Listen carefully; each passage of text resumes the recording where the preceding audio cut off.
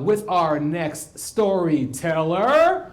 Can we start to get a little rumble for your next storyteller? All right. Coming from Jersey, give it up for Sriya Tallapragada.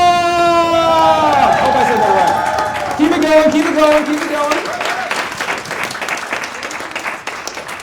Hi everyone, how's everyone doing today? Yeah. So, picture this.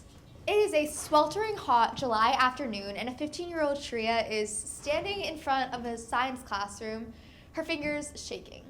So a few months ago when I decided to sign up to host a summer camp for kindergartners, I really did not know what to expect.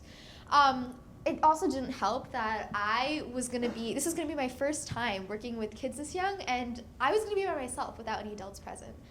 So I decided to take that leap, and I opened the door, and what I saw immediately made me want to just turn right back. Inside, it was kids screaming, everywhere. I'm not exaggerating when I say this. There were kids chasing each other, there were kids pulling each other's hair, there were kids whose faces were bright red because they were throwing temper tantrums, just chaos everywhere. So I immediately ran into the classroom and I basically tried to be a mediator. So here I was, pulling kids apart, breaking up fights, telling kids to stop putting gum in each other's hair, telling kids to stop pulling each other's hair. Did I mention that there were temper tantrums? Because there were temper tantrums. It was not a good scene. So 20 minutes into this, I look up at the clock and I realized that literally no time has gone by and I had a few more hours to sit here. And that was not a pretty moment, let me tell you. Also, did I mention that New Jersey in the summer is really hot? Because apparently ACs don't work in summer classrooms, but that was the case, just perfect. So that's when I realized that I actually had brought a cart of science supplies because I had prepared myself for this moment, thank God. And this was something that really helped me feel a lot better because as a child, science has in many ways been my lifeline. I was a very shy kid growing up. I definitely didn't talk to many people, but I did have a lot of energy. And science was something that I used as a way to express myself and also to burn a lot of energy. So this is really great for me, and I started pulling out the science supplies that we got. For that day, I'd prepared one of my favorite activities growing up, which was making slime. I'm sure all my other 2000s kids can relate because of the YouTube videos that I watched. Slime was such a huge part of my life. And it's, for those of you who have made it before, it's very simple to make slime. There are three main core materials. It's baking powder, saline solution, and glue.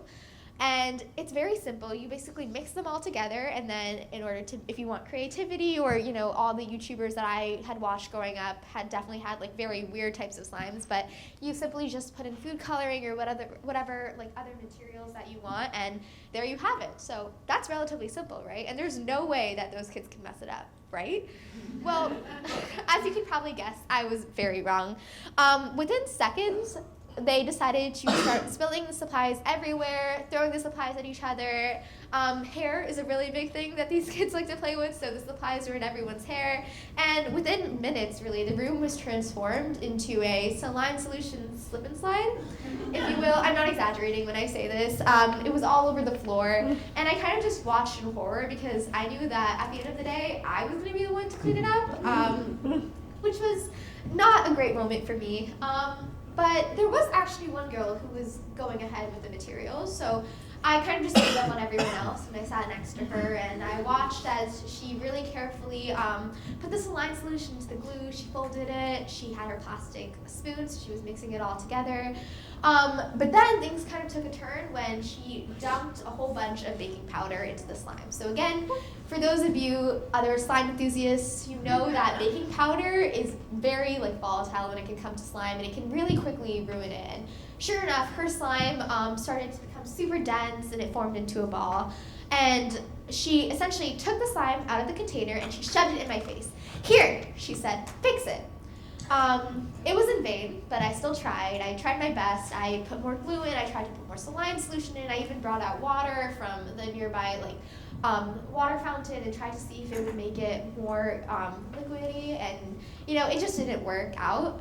So I was faced with a really challenging task of trying to explain this to her, and If you know anything about young, stubborn kids, when things don't go their way, like you know that she did not take it well. She started yelling at me, for lack of a better word, and she essentially told me, "What are you doing in this classroom? You can't even fix slime." Oh, wow. Damn. I was shocked, to say the least. I did not know that kids could be that brutally honest, and I kind of just watched as she stormed away, throwing her slime in the trash can, and I kind of just sat there for the other few hours watching as the kids trashed the classroom.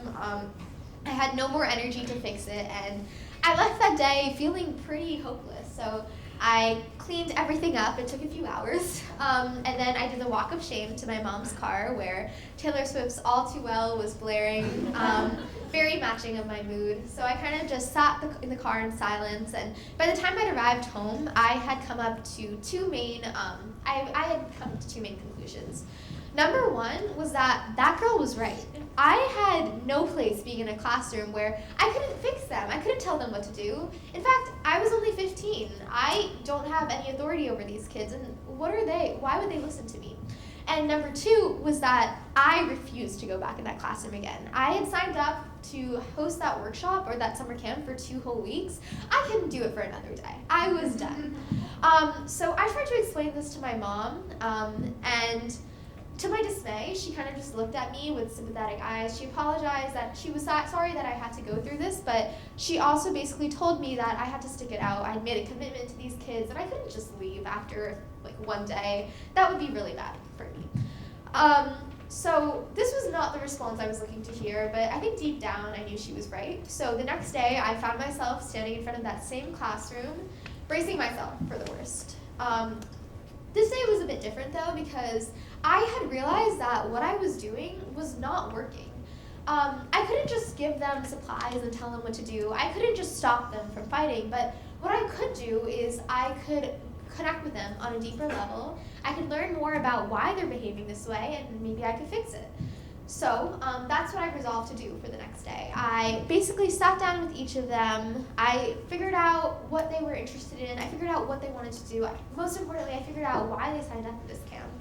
And what I learned was that a lot of them were actually very talented for their age. And a lot of them had interests related to STEM. A lot of them were super creative and really liked art. And I realized that a lot of them could get a lot out of being in this camp. It was up to me to figure out how I can provide an experience for them that gives them what they want. So that's exactly what I did. Over the next few days, while I was the one leading the camp, the curriculum was more or less dictated by what those kids wanted. So it turns out that they actually really like slime. They just were confused when I handed them a bunch of materials. So step by step, I explained to them how slime works. I explained to them the simple materials, and by the end of the week, they were slime pros. I mean neon slime, like glow-in-the-dark slime, even magnetic slime. It was amazing just for me to sit there and see all of that. By the end of the summer camp, I was actually really sad to see them go. And turns out my mom was right, as moms too often are. I had made a commitment to these kids, and I was so proud that I was able to stick it out and see all the way to the end. Because turns out that I had a lot more in common with them than I thought initially. In fact, at the end of the camp, the young girl with the pigtails who had yelled at me initially handed me a piece of slime. It was bright pink, and this time it was actually very good. It was the type of slime that you see on eBay for like $20. It was amazing. I asked her why she gave it to me, and she said it was a gift, and she said that she was thankful that I spent with her. She even called me her best friend. Aww. Yeah. I was so touched, and I think what I learned by the end of the camp as I watched all those kids go is that being in a classroom, as a lot of educators know, and being a sort of role model is a lot of pressure, and it's a lot to deal with. But if you stick with kids for long enough, you'll find out that you might learn more from them than they'll learn from you. Excellent. One more time, Sriya.